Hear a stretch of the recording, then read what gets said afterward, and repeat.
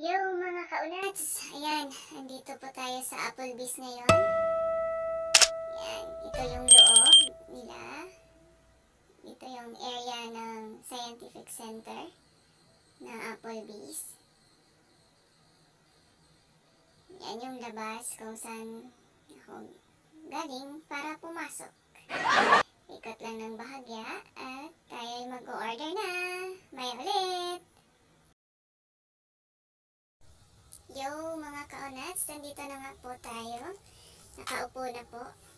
Ngayon, may bago po tayong, ito nga po, wala na yung dating menu booklet. Ngayon, bago na po siya. So, papakita ko po sa inyo yung kung paano po yung way ng orderan ngayon. Yan, i-scan nyo po yan. At yan yung makikita yung menu nila. So, kailangan at dapat may cellphone kayo para ma-scan nyo at makita nyo kung ano yung menu nila. Dapat din may internet kayo para makakonect po kayo doon sa site nila kung saan nandun yung mga listahan ng mga foods nila kung ano yung gusto nyo orderin at kainin dito sa Applebee's sa area ng Scientific Center. So, may paborito na po actually akong pagkain dito. Kaya, i-scan na natin siya para ma-order na natin yung pagkain natin for tonight.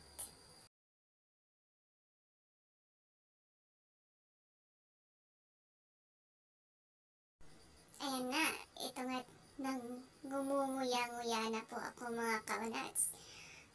Appetizer po muna tayo So, ito yung inuna kong ipaserve. Yan, ang chips and dips. Patatas lang po yan na hinati-hati na kaya naman nating lutuin. Pero dahil nasa labas na tayo, try natin yung luto nila. Yan, crunchy-crunchy po. Minsan mga kaunats, pasyal kayo dito at itry nyo po ang Applebee's. Lalo na po yung mga kabayan natin nandito sa Kuwait. Minsan po itry nyo dito sa Applebee's. Mamaya po ulit. Ayan mga kaunats, natapos na nga po ang paghihintay natin. Ito na yung order ko ngayon. So, may 3 rice, tsaka coleslaw, at tsaka yung chips kanina, tsaka yung ribs na 7 peraso po. Ito po yung paborito ko dito na kinakain. Kaya tikman po natin ulit. And may iced tea po ako, tsaka tubig with honey para sa iced tea po. Pampalasa po ng iced tea natin. So, mga kaunats, arat na!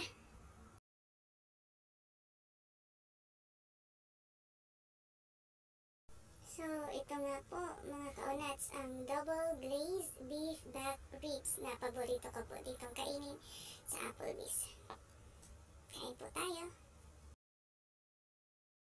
Okay mga kaunats, habang nakamute po yung video natin, gawa ng background music ng restaurant ng Applebee's, which is baka makopyright tayo no? So, isang kaalaman lang po galing sa Wikipedia. Itong Applebee's po, founded po siya noong November 19, 1980 sa Decatur, Georgia, United States. Ito po ay isang American company. At saka yung concept po ng Applebee's is nagfo-focus po sila sa casual dining with mainstream of American dishes such as the salads, mga chicken, pasta, burgers, and yung paborito ko pong ribs or the riblets ng tawag nila. Kasi maliliit nga po yung ribs tignan pero yung laman niya naman po ay sulit naman pag kakainin na. At yan po ang nabasa ko base sa aking pagsasaliksik sa Wikipedia. Mga konting kaalaman lang po. At least may idea po tayo na ito po ng Applebee's, isang American company. So, for sure magugustuhan po ito ng mga ibang lahi at lalo na po ng mga Pilipino. Lalo pat yung mga pagkain nila kilala naman natin. Kasi nga, casual dining naman po siya. So, ito, nag-i-enjoy nga po ako kumain. Mauubos ko po ata ito lahat ngayon.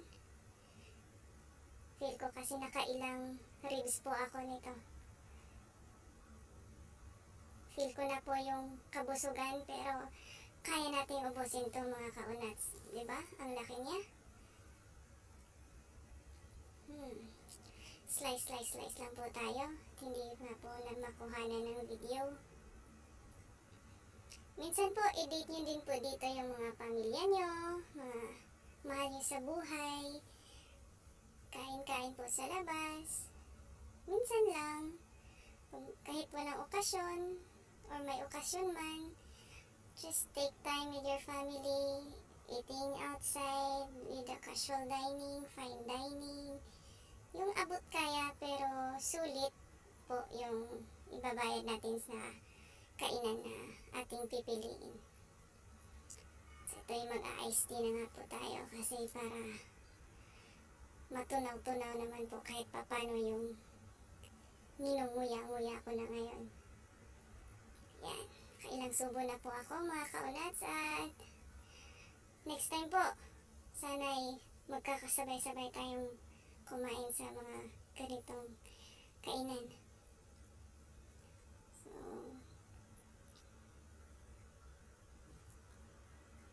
enjoy muna kumain.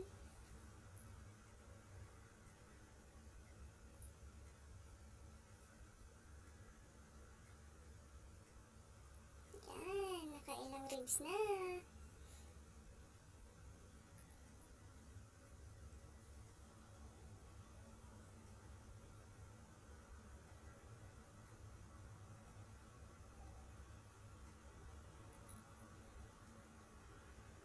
More rice terraces. Grabing kain ko ng kanin nito mga kaunats. Oh, ubos ko na, dalawa.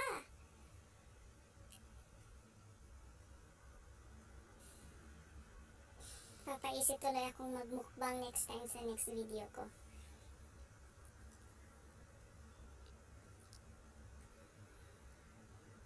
Grabe, ang sarap niya pa rin talaga mga kaunats.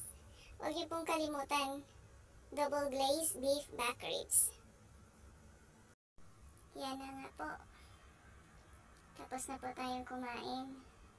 Kita nyo naman, taob lahat. Yung kanin. Tsaka yung ribs na 1, 2, 3, 4, 5, 6, 7 po lahat yon.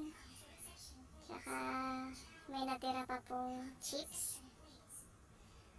Nakadalawang serve na din po ako ng iced tea. Tsaka yung tubig po. So mga kaunats, sulit po talaga siya. Try nyo po, subukan nyo pong kumain dito.